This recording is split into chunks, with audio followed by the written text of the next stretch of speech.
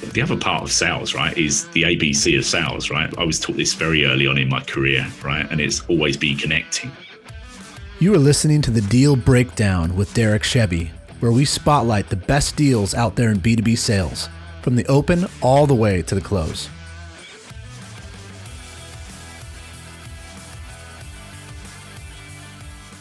Welcome to the B2B Deal Breakdown podcast, where we give you the play-by-play on some of the best deals out there. I'm Derek Shebby, and I'm excited to be meeting with Colin Day. He's a managing director in the SaaS industry. Welcome, Colin. Thanks for having me, Derek. Very excited to have someone of your experience on the podcast. So let's get right into it. Colin, can you tell the listeners a little bit about your background and how you got to where you are today in sales? Yeah, sure. It's like, look, once I worked that out myself, I think that's the secret sauce, right, Derek? But look, I've been in the software industry for the last 20 plus years. Before that, I was a banker. So I was buying financial technology. And then I went into the product management, product marketing sphere with inside financial technology company, a company called SunGard, for anyone that's heard of it. Went through various leadership roles across various commercial disciplines, so product management, marketing operations, sales enablement, and now I find myself working at a company called Octopost, where I'm the managing director, as you said, of our Europe, Middle East, Africa, and Asia Pacific business. Great. Now, tell me a little bit more about Octopost. What does Octopost do? What is it? What challenges does it solve? Yeah, sure. So Octopost is the only B2B technology company focused on social media management and employee advocacy. We came at this from a B2B perspective. All of our competitors in this space actually came from B2C and gravitated towards B2B. Our unique selling point, so our key differentiator is, as organizations post social media content out through their corporate channels or through their employee advocates, what the Octopost platform allows them to do is to capture who is engaging with that social media content and then bring that data back into marketing automation or into CRMs so that as sellers, we can see, those key interesting moments that Derek, engaged with a piece of social that, the Octopost corporate marketing team put out there, or that Colin put out there through the Octopost platform. And then, we can take those key data points and use them to expedite lead scoring, use them to, notify Colin that Derek's engaged with that piece of content and give me an excuse, or a reason, to re-engage with Derek. I love that. I mean, from a sales, no one else does it. It's interesting, right? It's like, and I've bought the platform twice in the last 6 years, and now I find myself on the leadership team of the company. So it really is like the Remington effect. I mean, it sounds like such an interesting idea, and as a salesperson, as a business in general, I mean, social's out there whether you like it or not. You know your employees. Even as a B2B salesperson, you're out there doing things, and people are interacting with your company in some way. But is there technology out there that can help you turn those people that are socially interacting into leads? And I think we now know it's Octopost. And you've got it. The only ones out there, Derek. That's my plug. I love it. It sounds great. So I'd love to hear about one of these deals that you've done with it too. So this particular deal that you're going to share today, how did you choose this one? Like what makes this one special to you? Yeah, this is one. So I joined the company in March of this year, right? So as I say, it's like, got a long history with the company because I've actually bought the platform twice myself. And the deal that I'm talking about is not me as the buyer. Okay, it's not any of those, right? Okay. The reason for this particular deal is it was one of the first ones I worked on when I joined the organization. Oh, great. Perfect. I know a lot of people are going to identify that because, I mean, you never forget your first deal, wherever it is. Mine was All Creatures Animal Hospital in 2003. $4,000 copier, Colin. I sold those guys. I told you it was all about the copiers, Derek. I know. But you never forget your first deal. So So for this, your first deal that you did with Octopost, then Colin, what size deal are we talking about? Yeah, so it was a third of the quarterly target for an account executive. So Okay, if we looked at our quarterly targets, it was a third of the target. that's huge. That's a Yeah, great deal. nice deal, nice deal. Yeah. So Yeah, 1 month it was budget. a two year deal. So like our typical deals were 12 months. Um, one of the things that I always talk to our sellers about, right, is the three V's of selling, right? How do I put more volume, value, and velocity, right? It's all about the three V's. And what, the reason that this deal is special to me is, the other things I'm talking to the team about, right, is how do we get the not only increase the deal size, right, itself, but how do we demonstrate to shareholders reoccurring revenue? How do we get longer terms for contracts? And that's why I like this particular deal, not just because it was the first, but because we pushed it from 1 year to 2 years, and we've done 3 and 4 years since then.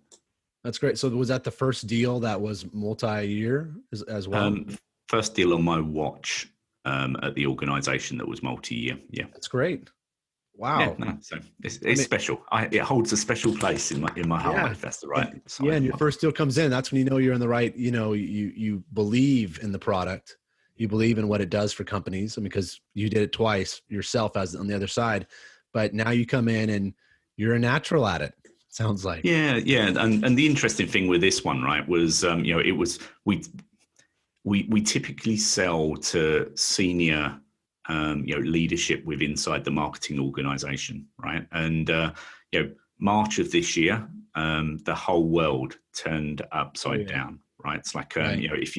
if you go into a B2B marketing organization in March, it's like they're like, what's just happened, right? It's like 30% or 40% of our lead conversions come from these things called physical events. Yeah, and guess what? Yeah. The world's not allowed to travel. We're not allowed to meet people anymore. It's like, what are we going to do? Right? Let's freeze budgets. Let's totally stop. Yeah, what's going on? Right. So here comes the Octopost sales team, and we're like, hey, Mr. Marketer or Mrs. Marketer, can we have some of your time and some of your budget, please? Yeah, and they're like, absolutely not. And we're like, well, hang on. Is the organisation still doing business? Yeah, we're still here. Yeah. Does is the sales team still selling? Yeah, of course they are. Right? In fact, they're growing. We're like, tell you what, Mrs. CMO, can you get us an appointment with the CRO, with the Chief Revenue Officer? So like, we'll go into partnership with you. Let's bring him to the table or her to the table, and let's have a conversation, right, about how we can help that sales team through marketing, be more socially active, and be a lead source to fill the gap, that's now been created by this thing of COVID and events not taking place. And so we co-sold, with an internal coach, the CMO, to the CRO to take some of the sales budget in order to help fund this marketing project. It's great. I love how you adjusted and the messaging to be part of the solution right now. And just as you're telling that story, it just makes so much sense. If we're not doing those, those live events, like a lot of organizations historically, bring in business. Your company is helping people right now in the whole social selling world that we're in. So it's awesome. So on this specific deal that you sold, how did you first find it? It found us, interestingly enough. Interesting. So we have a great. I mean, we practice what we preach, Derek. Right? It's like Right. the Octopost platform, as I say, is all around helping organisations post content out over social, manage that whole posting process, and then collecting the data of those engagements and helping marketing teams and sales teams use that data, right? So we have a huge internal use of the Octopost platform ourselves, and therefore we get a lot of self-generated or inbound earned, shall we say, so like leads that come back through our website, and this was one of those. So you can say that you found this deal just by using your own product. You've got it. Yeah. Awesome. It's great. So when they reached out to you then and had an inquiry, or the program told you that this was someone that was highly interested in Octopost, someone had to reach out to that customer, and tell me about how that went. Yeah. So the customer actually ended up on our website, right? It's came to our website, went on to a contact us form, i.e. asking for a product demonstration. That's when you've got the fish on, right? It's it's now a case of how hard do I yank and how quick can I wind it in without the fish dropping off, right? Right. So came onto the website, book the demo request. We do an initial discovery call, right? So 30 minutes trying to understand what the pain points are, the reason for the project. Is that over Zoom, or is that over Zoom, or is that just over? Well, depends, right? Historically, pre-March, it's been a combination of in person or Zoom or other technologies do exist, right. Eric. But no, it's typically been over Zoom. Post March, it's all been over Zoom. Okay, so it wasn't just a phone call. So in this discovery, I guess in the contact form, is there a spot for them to fill out qualifying information about their company size, things like that, to give you? No. So basically, it's the contact us form or the demo request form is quite basic. It's email address, name of the organization, job role, right? Us as account executives or the AEs inside the organization then do an element of their own discovery. So we have a number of tools that we use. One that I particularly like is a software package called Ramped Up. It's a firmographic and contact database. So we'll go into the likes of Ramped Up. We'll look up the company, understand the size of the organization. We'll try and work out the marketing maturity, how mature the organization is from a marketing perspective, i.e., are they using any technology to support marketing, the likes of Marketo, Eloqua, HubSpot, Pardot. We'll try and work out what CRM system they're using. Are they using Salesforce or Dynamics or HubSpot, for example?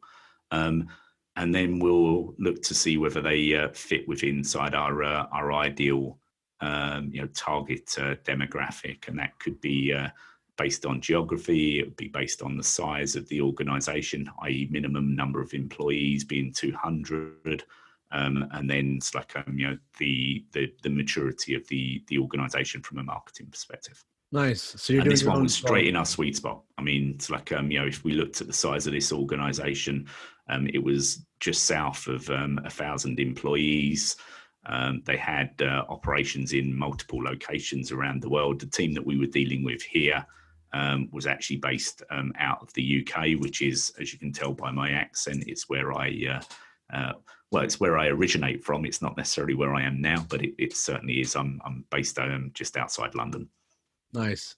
Well, it's a credit to Octopost and your own program, because you're getting the sweet spot company coming to you.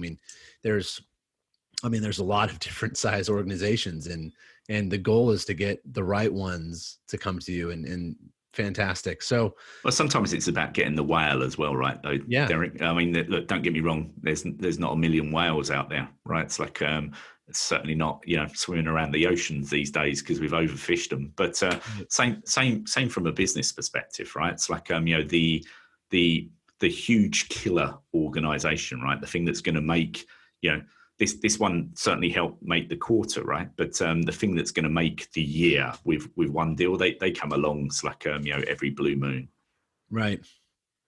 But you're also a new company too, right? And Yes, we've been going for about 6 years now. yeah, but you've only been there since March, so I've been there since March. Yeah, so expect to this see is that turn a around, you know. yeah, this is a new new leg of the journey of the organization. Yeah.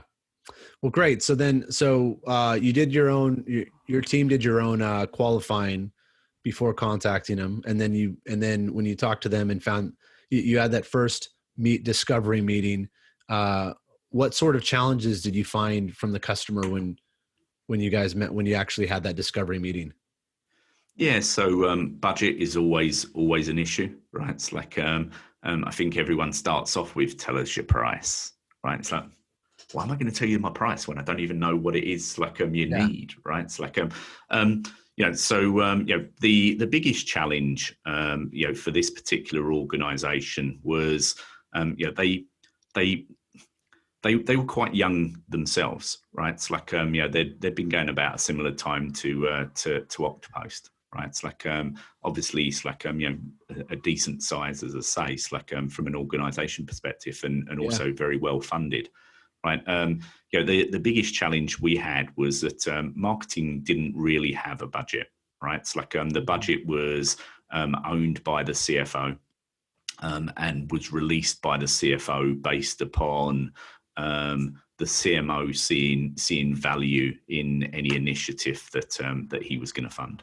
Right. Yeah. So although this was a marketing, this was a marketing funded program, it was owned by the CMO. It's like the CMO. It's like once we actually did a product demo and showed that unique value that I talked about up front.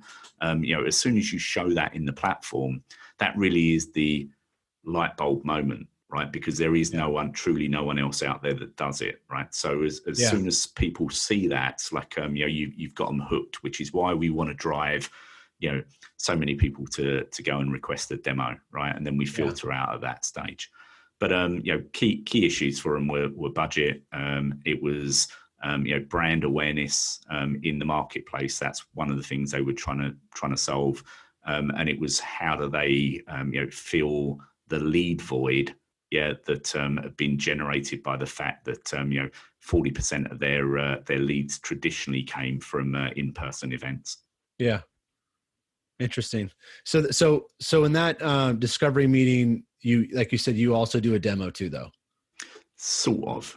We do enough to whet their appetite, right? So first thing we'll do is there'll be an upfront contract. It's like Derek, hey, I'm gonna this is gonna be the agenda. It's like Sure. and do you know what, Derek? If you like what you see, if there's mutual interest at the end, then let's book another hour with you and do a full dive into the Octopost platform.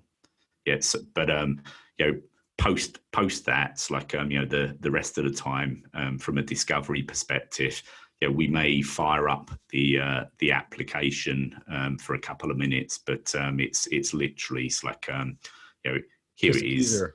Yeah, here it is. Like have a nibble, but by the way, I'm going to take the candy away, and you've got to commit to another hour to get another bite of that piece of candy. Nice. That's great. Yeah, keep them excited to see the next one. So the next step then for this customer was it a demo or was it? Yeah, it was a full demo. So at that stage, we had the CMO, we had head of marketing operations, and we'd actually the next step was actually a telephone call between myself and the CMO, because as soon as she said, do you know what, this is great, I love it, but I've got no budget. Yeah, that's when we had the strategy about like okay, right, it's like having a look at LinkedIn, your company's still hiring salespeople. Yeah, let's take one of those salaries, right, and fund a little bit of social in order to drive more leads into the top of your funnel. Yeah, so the next stage really was actually a phone call, and then from there we went on and did the demo and brought the CRO into that demo, and that's not someone that we would normally take into a product demo. Interesting. So I want to pause there. So you said, so did that first discovery meeting with the little teaser at the end, did it end with the customer saying, oh, you know what, this looks great, but we don't have a budget and we shouldn't talk anymore, like that? Like it was Well, no, it was a great, yeah. Let's the contract, right? It's like, can we go, further? Yes, right. and at the end of the call, they're like, do you know what? It's like, love it. Let's go on to the demo. We got a subsequent email. It's like, saying, do you know what? It's like, look, all bets are off at the moment because really, it's like, I don't want to waste your time. Yeah, right. Because we're not spending any money. So was that one. Okay, got it. Yeah, and that's what then triggered the the call had already, the demo had already been booked. We got thrown the curveball right after the booking. So between the actual demo taking place, right, and the end of the discovery call and the demo taking place, we got a subsequent email saying it's like, although we love it and we see value, it's like, we can't fund it, right? It's like, no projects are going to be funded until the end of the year. Right. Now, yeah, perfect. So then when you got that, when that happened to you or your team, was there an email sent back, or did someone just say, I'm going to pick up the phone and talk to them? So initially an email went back. Yeah. And at that point in time, I also knew the CMO. Oh, got it. Right. So, the other part of sales, right, is the A.B.C of sales, right? I was taught this very early on in my career, right? And it's always be connecting. Yeah. So to me, the power and the value is in the network, right? And it's not the network of these things, right? It's Right. the network of people, right? So the way that we unlocked this, was I actually then jumped on a call, with the CMO, right? And we strategized about what the next steps could be, because her and her team saw the value, right? And they saw what it could do for an organization such as theirs, right? And they totally bought in and believed in what we were selling them and the promise, that we were putting out there. Yeah. I think that's also so powerful just for B2B salespeople to listen in. And you're going to get emails where the customer tries to go, let's continue this conversation there. And you've got to pick up the phone and keep that communication going. And I think a lot of times you see this email and it's scary. And you're like, oh, that's it. I mean, I could tell their tone. I can tell that it's over. Next. Let's move on. Right. But you'll see that as you grow in your sales career, that you've got to fight to make you someone that when you see when you see an email, that you'd be like, okay, great. That's an email, but I want to talk to you.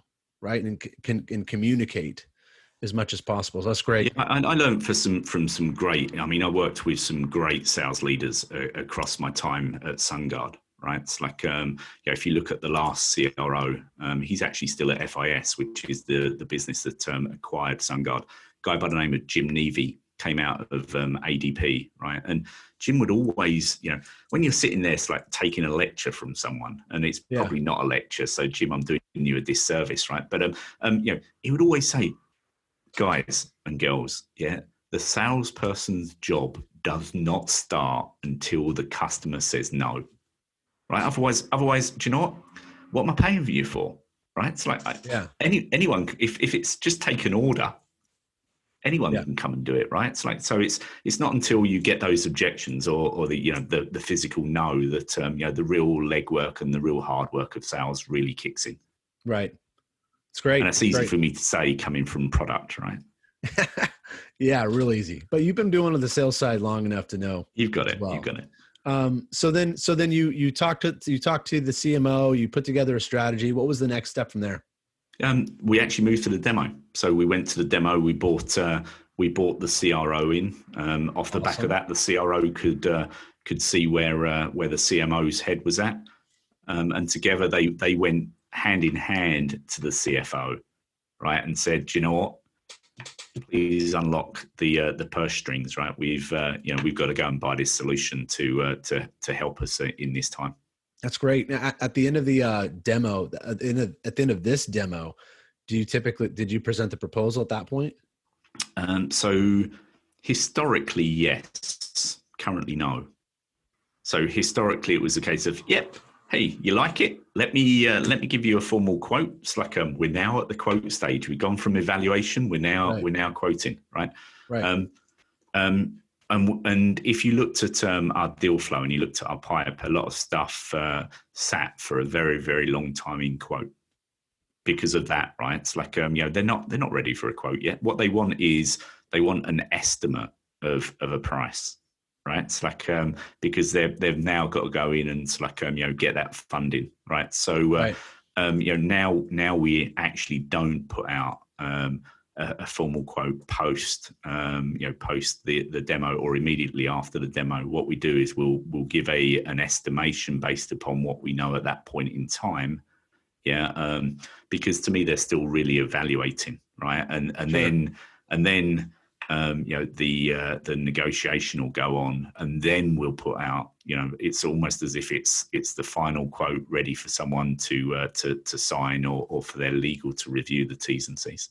Got it. Got it. So in the situation in the situation where they went to the CFO to unlock the budget for them, they were bringing an estimate. Correct. Okay. So then CFO says yes, or was there some Well, hurdles there actually, he too? did say yes, but it could, it's worked the other way where it's been a counter proposal, right? In so much as, do you know what? Hey, I can't afford that, but I could afford this, right? And then that's where you really are into, into a negotiation phase. But in this one, it was a little bit of a slam dunk, Derek. It was, it was almost as if he was press ganged by the power of the CMO and the CRO. Well, it's great. Well, that also speaks to your demo and how you're connecting it to what their challenges were. So that's huge there. So they got the approval and they came back to you for the proposal, the official proposal. Correct. So how was that proposal? I guess was there anything unique that you included in that proposal to build value and to push the deal forward? No. Right. It's like in actual fact, it was just the only thing that we did different for them, right? As I say, was they wanted a multi-year deal, which we wanted to give them as well, right? So Great. we took it from standard 12 months to 24 months, which is great for us because as a SaaS organization, the one thing you always want to show shareholders is reoccurring revenue, right? So the longer the term for us, the better. And this one was 24 months. Fantastic. So was there did they move forward right away? They signed right away, or was there signed right away? And within 24 hours, they were live on the platform, Derek. It's like a dream deal right here. Hey, you asked for it, so I brought it to the table for you. As I say, number one, look, they're not all like that, right?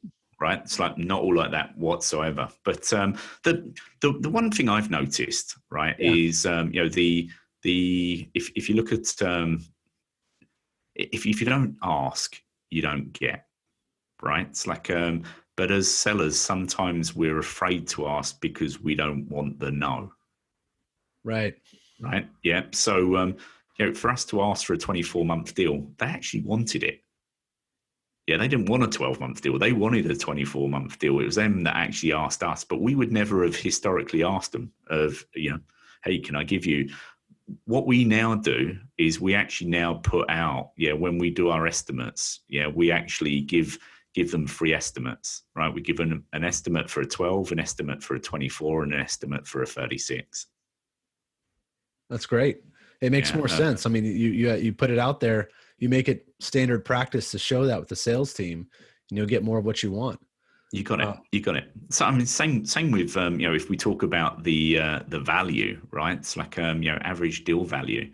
Yeah, if you put that into your CRM system as higher than your current average deal value, right? When you don't know what the value is, right? At least you're starting to set something off in here, right? That hey, do you know what, this deal? It's like I'm going to get at least this for it, right? So if you set that higher, in your mind's eye, right? It's like you're always gonna, that becomes your floor price, right? Not your average selling price. Right. That's fantastic. I think this deal in general is a testament to just how you're connecting the value of your offering to what they're trying to do. And it's the way that you explain it up front about how, organizations have lost that gap, with the ways that they sell, and they need to be more present online, and your system helps them do that. It just is a no-brainer. You're part of the solution for them. So now looking back on this deal, were there three things or things that you would do differently if you had to do it again? That's a tough question, Derek. Right? Because we got to where we wanted to. Right? It's like Right. yeah. Okay. So I think I would have tried to understand, it's like the budget problem, right, sooner, right? Because I think even though this was a nice quick deal to get through, right, and Sure. a decent size, I think we probably could have accelerated it even a little bit quicker, right? If we could have got the CRO into maybe that initial meeting, right, the initial Right. disco, rather than the demo phase. Yeah. Well, that's good. Look, obviously you want to get these things going through fast. I think one of the things that I love about what you did in this one is just like we talked about earlier, when you get that email and the customer's basically saying it's off, there's so many salespeople that just say, oh, the deal's off. See, look at the email. They prove it to the boss. Look, this is what I just got. We got to move on. And I think it's that critical moment. That's where you probably really won the deal, because you bridged that no, like you said, from your from that old colleague of yours. So looking back on it, I guess what would you say what wisdom would you give all the B2B salespeople that are listening right now that are trying to be to have great deals like this for themselves? Yeah, look, it's like when the customer says no, it's like they don't always mean no, right? It's like sometimes they want to be sold to, right? And it's almost it's like I was always taught, understand what's on some on the buyer's sheet, right? What they can give up, yeah, and what they can't, yeah, and then understand what's on your sheet, right, and what you can give up and what you can't, right? And if you're Right. giving something up, make sure you get something back from over here, right? And if they're giving something up, maybe you want to give up something, on your side as well to show goodwill, right? And I think that's the key thing, right? Is understanding that no doesn't always mean no, yeah, and that the customer sometimes, or the prospect, however you want to refer to them, they want to be sold to. Right. And Yeah, sometimes you say no because you think it's out of your hands, but you have an answer. You have a way that they can get through it. And so it's a good thing you did there. And this has been great, Colin. I really appreciate this. And I know the B2B salespeople listening in will too. If people wanted to reach out to you further, maybe to learn just more about you or even Octopost, what's the best way? yeah. I mean, look, we're a social media management organization, right? So I'm all over LinkedIn. You'll find me as Colin Day at Octopost if you put that into a LinkedIn search. Twitter, cday_UK is my Twitter handle. Octopost website is www.octopost. That's OKTOPOST. So that spells okay to post, I guess, right? Octopost.com. Yeah, or my email address is colin@octopost.com. Nice. Awesome. And easy, Derek. Yeah, I didn't realize it was okay to post. It makes sense. Well, that's not actually. It's like my marketing team would have my guts for garters for saying that, because that's nothing to do with how we came up with the name. But hey, if the cat fits, wear it. It right? Works. Yeah, well, it's okay to post with Octopost. It is okay to post. This has been great, Colin. I appreciate you so much. Thank you for being on today. Derek, thank you for having me. So that's it for today's session, everyone. Thank you so much again, Colin, for helping all of our fellow B2B salespeople out there improve their sales skills. Now, for our listeners, if you'd like to check out today's highlights, be sure to check out our summary on modernsalestraining.com. Have a great week, everyone, and we'll see you next time. Hey, if you enjoyed listening to this podcast, then you have to come check out our free Top Performer Academy course. Inside it, I'll give you 12 sales tips that only the best salespeople do on a daily basis. Tips ranging from cold calling to running effective appointments, handling objections, and creating urgency in your deals. You can get it 100% free at www.modernSalesTraining.com/free. That's modernSalesTraining.com/free. These 12 tips could be the difference between you having a good month or an incredible one. I hope to see you there.